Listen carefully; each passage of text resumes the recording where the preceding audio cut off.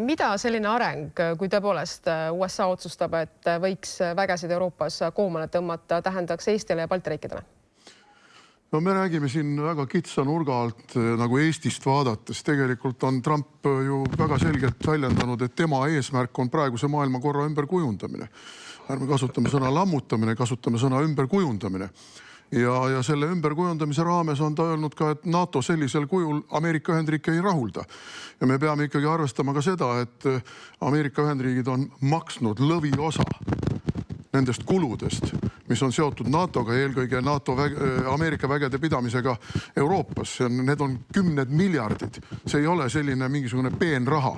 Ja Trump, Hexet, Rubio on kõik öelnud, et me ei maksa enam seda raha. Kaitske ennast ise, ehitage üles oma kaitsevõime. Me ei jäta teid maha, aga te peate arvestama sellega, et me ei ole automaatselt teil nagu tagataskust võtta. Ja selles mõttes ma olen nõus kõigi nendega, kes ütlevad, et see on tema niisugune survestamise ja kauplemise positsioon ka samal ajal.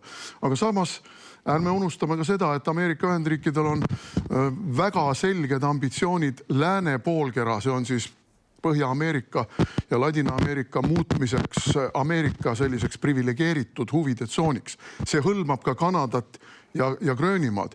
Ja ameeriklastel on palju lihtsam Gröönimaa annekteerida ilma, et ta peaks NATO liitlased Taaniga sellepärast konflikti minema. Me peame vaatama neid asju geopoliitiliselt palju mitmetasandilisemalt, mitte rääkima ainult sellest, et see meile kahjulik või nii ei tohi või Trump on lollakas. Trump ei ole lollakas. Trump ei ole üldse lollakas, tal on alati plaan.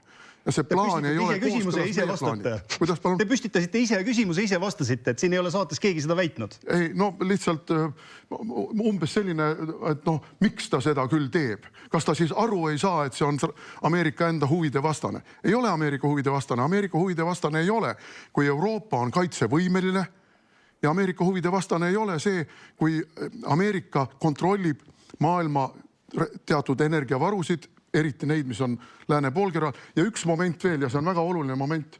Praegu on Trump võtnud ära Venemaalt juba 2 liitlast ja võtab kohe ära 3, see on Kuuba. Tegelikult on Trump Venemaad nõrgestanud. Tegelikult surub Trump Venemaad niisuguse keskmise, vaatamata tema geograafilisele suurusele, keskmise riigi staatusesse.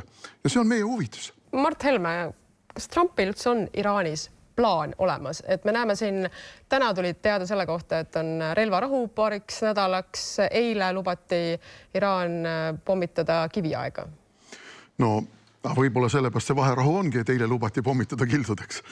Et me peame vaatama nüüd jällegi siin natukene suuremat pilti ja see suurem pilt puudutab konkreetselt Venemaad ja Hiinat. Tegelikult Hiina on väga vaoshoitult Iraani toetanud ja on teinud seda kindlalt ühel põhjusel. Nimelt on edasi lükatud praegu Trumpi visiit Hiinasse ja hiinlased ja ameeriklased mõlemad on väga huvitatud omavaheliste pingete maha võtmisest ja omavaheliste suhete klaarimisest nii, et mõlema majandused sellest maksimaalset tulu saaksid. Mõlema majandused on praegu saanud teatud tagasilööke nii Trumpi tollide kui ka ülemaailmse teatud tagasi, ühesõnaga sellise kriisi tõttu. Ja mõlemad on huvitatud sellest, et sellest olukorrast tulla positiivsete plaanidega välja. Nüüd Venemaa on olnud tunduvalt häälekam ja ka materiaalselt tunduvalt rohkem Iraani toetanud, aga ka Venemaa on tegelikult hoidnud teatud punaseid jooni ületamast. Et ta ei ole läinud laus toetusega Iraanile appi ja sel samal põhjusel. Ta tahab saada kokkulepet selle sama Ukraina suhtes, aga Venemaa majandus vajab hädasti uusi investeeringuid ja uusi tehnoloogiaid. Ja seda saavad ameeriklased anda. Ja seda venelased tahavad samuti ameeriklastega kokku leppida. Aga selleks, et ameeriklastega kokku leppida, on vaja hoida teatud suhete tasandit nii, et asjad kokku ei jookseks. Mart Helme lühidalt. Ja, liitlassuhted ei ole kunagi igavesed. Ajalugu näitab seda väga hästi. Ja ma tahan tulla ikkagi selle Iraani teema juurde tagasi. Ja kuna Pakistanis praegu nüüd algavad või juba kestavad läbirääkimised Iraani konflikti lahendamiseks, siis seal ei ole ainult ameeriklased ja iraanlased ega pakistanlased, seal on ka hiinlased muide. Seal on Saudi Araabia ja seal on Egiptus kui moslemiriikide esindajad. Et see on tegelikult teatud mõttes rahvusvaheline konverents, kus on asjast kõige vahetumalt huvitatud osapooled. Ja selles mõttes, noh, see ei ole niisugune ainult Trumpi mingisugustest tujudest sõltuv asi, nagu meil siin püütakse jätta muljet. Ja kui me tahame oma liitlassuhteid Ameerika Ühendriikidega säilitada ja parandada ja näidata, et me oleme NATO truud või võib-olla ka kahepoolselt truud liitlased, siis tuleks esimese asjana lõpetada ära Donald Trumpi demoniseerimine.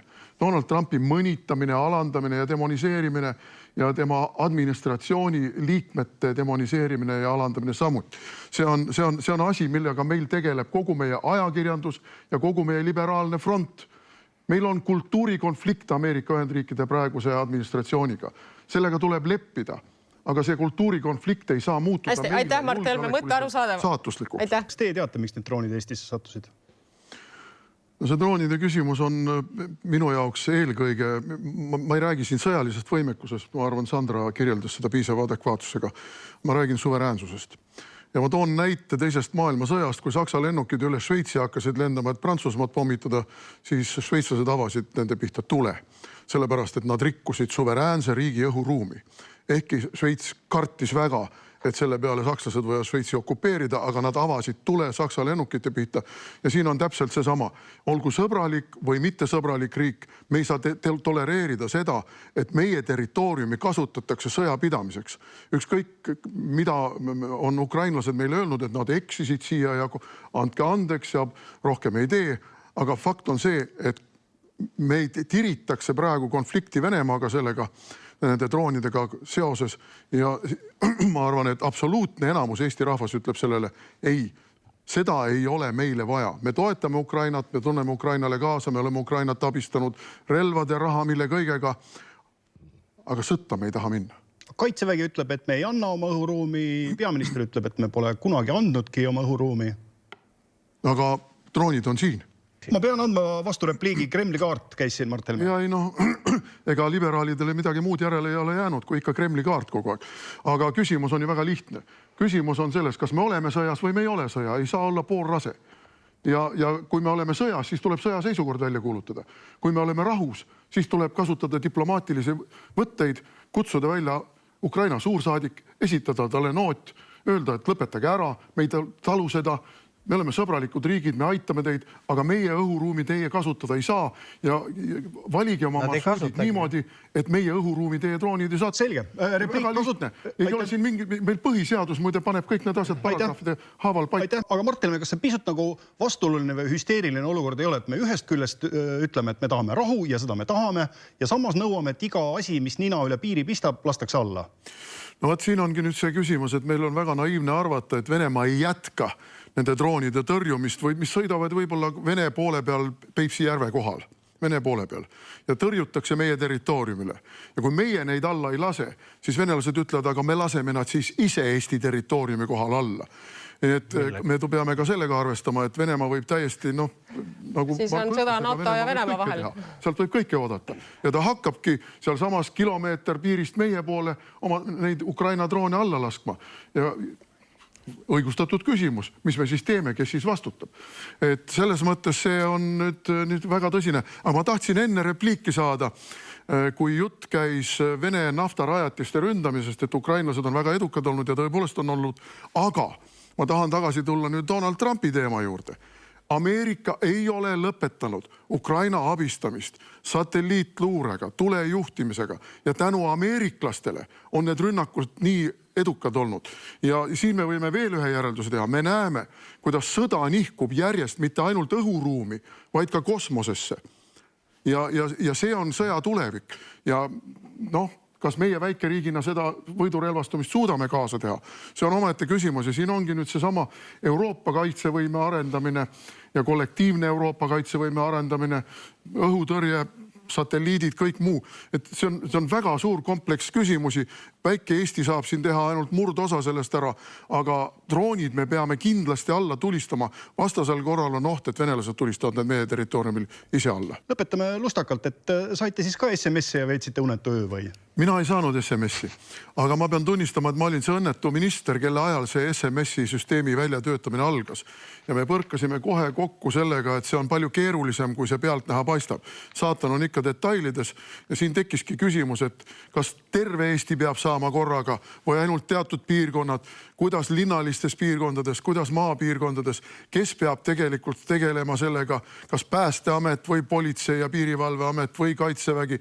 Et see oli täiesti algusjärgus ja tegelikult mingil määral mõttetalgute järgus ja minu ministriaeg sai otsa ja sinna paika see kõik jäi.